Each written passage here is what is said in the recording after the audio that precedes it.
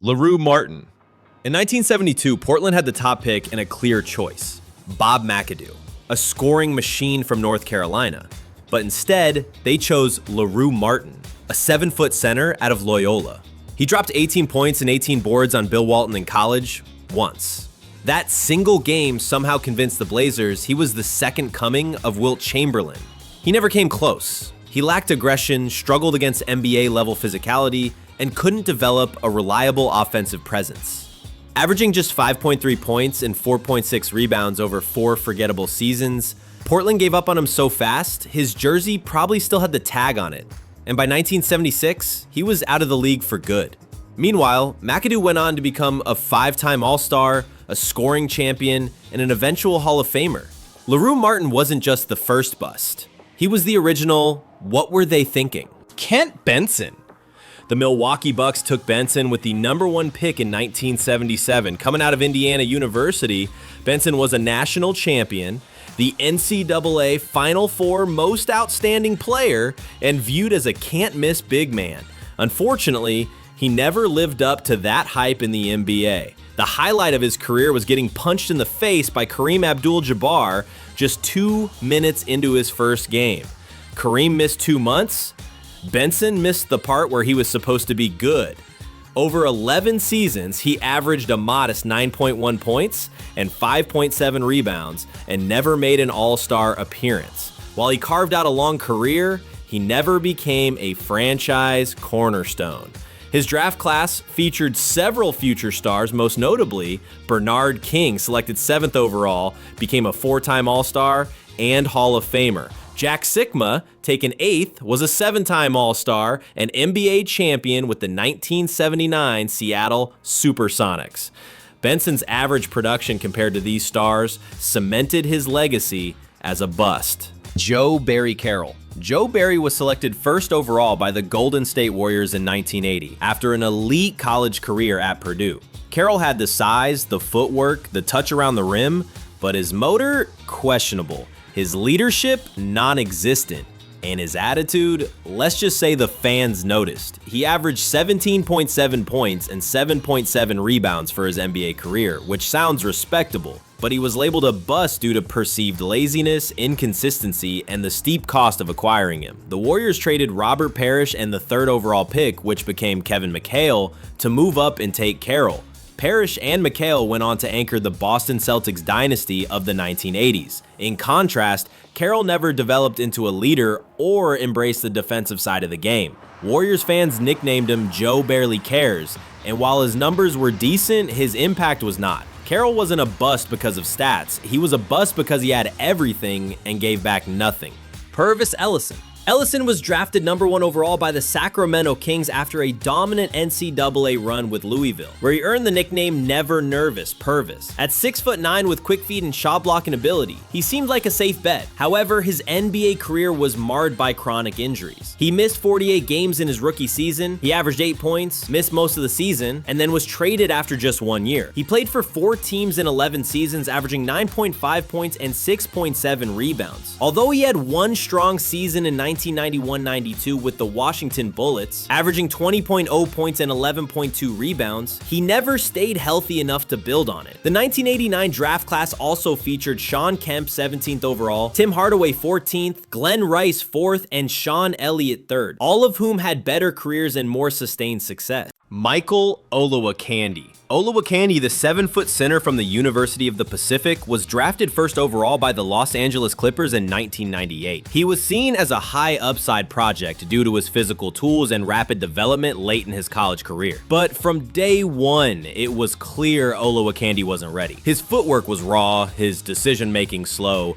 and he caught the ball like he was wearing oven mitts. He'd flash potential one night, then disappear for weeks. Injuries didn't help, neither did the pressure, or the coaching carousel, or the fact that the Clippers were, well, the Clippers. Olowokandi's career averages of 8.3 points and 6.8 rebounds across 9 seasons are underwhelming for a #1 pick. Even more damaging was who the Clippers passed on. The 1998 draft included Dirk Nowitzki overall, Paul Pierce, and Antoine Jamison, all perennial all-stars and major offensive weapon. Kwame Brown. Kwame Brown was the first high school player ever selected #1 overall, picked by the Washington Wizards in 2001, handpicked by Michael Jordan himself. Brown had a strong physical frame and defensive upside, but lacked polish, confidence, and consistency. He struggled with pressure and was often criticized for his lack of offensive development. For a #1 pick, Kwame's career was defined by missed layups, fumbled passes, and the sound of Stephen A. Smith's voice shouting, "Kwame Brown is a bona fide scrub."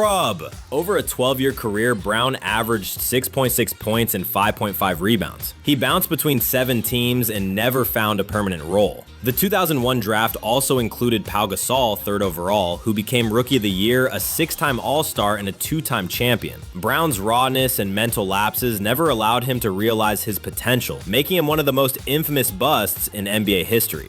Andrea Bargnani, 2006. Andrea Bargnani was selected 1st overall by the Toronto Raptors, becoming the first European player to go #1. A 7-footer with 3-point range, he was hyped as a revolutionary stretch big. However, Bargnani struggled with rebounding, defense, and toughness. Despite averaging 14.3 points over a 10-year career, he never averaged more than 6.2 rebounds and was a defensive liability. What made this pick sting was that the 2006 draft included LaMarcus Aldridge 2nd, Brandon Roy 6th, and Rajon Rondo 21st. Aldridge became a 7-time All-Star, and Roy was Rookie of the Year before injuries shortened his career. Bargnani's scoring didn't make up for the rest of his game being underdeveloped. Greg Oden.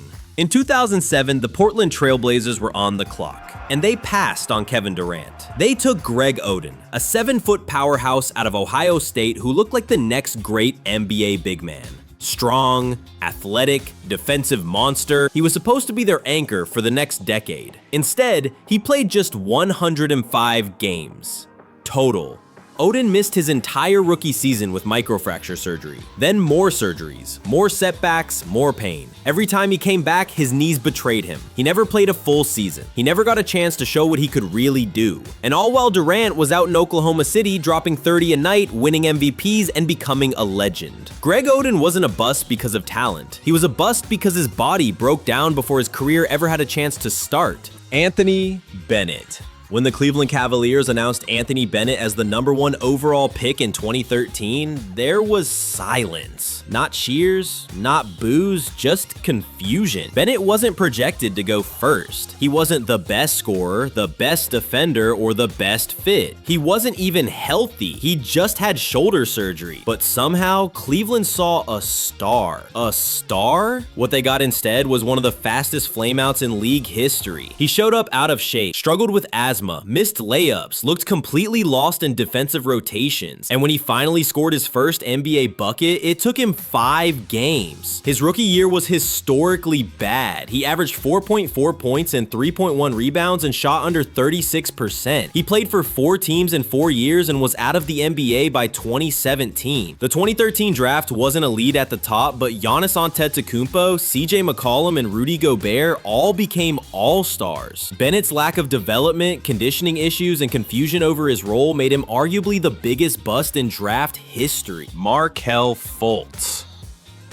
Markelle Fultz was the consensus #1 prospect heading into the 2017 draft. The Philadelphia 76ers traded up with the Boston Celtics to take him 1st overall, believing he would be the perfect backcourt partner for Ben Simmons and Joel Embiid. But a mysterious shoulder injury led to a complete breakdown of his shooting mechanics. Air balls, hesitations, a hitch so bad it looked like he was double clutching at the free throw line. He played just 14 games his rookie year, then sat out most of year 2. In his first 2 seasons, Fultz played just 33 games and averaged 7.7 points. Although he has shown improvement with the Orlando Magic, he has yet to live up to top pick expectations. They traded the 3rd overall pick to get him, which we now know was Jason Tatum. Also in that draft was Donovan Mitchell and Bam Adebayo, all franchise-level players. Zion Williamson. Zion was taken 1st overall by the New Orleans Pelicans in 2019 after a legendary season at Duke. A 6'6", 280-pound forward with generational explosiveness, Zion was hyped as the next face of the league, and in his first game, he scored 17 straight points in the 4th quarter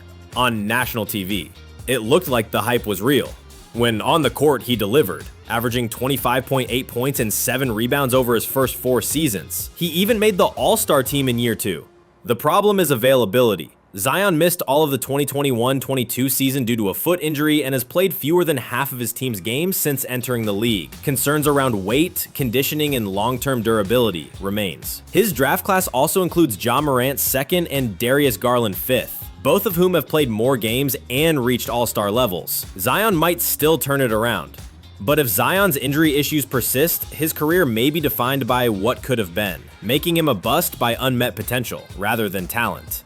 Will we see another NBA bust in this year's draft? Let us know in the comments below.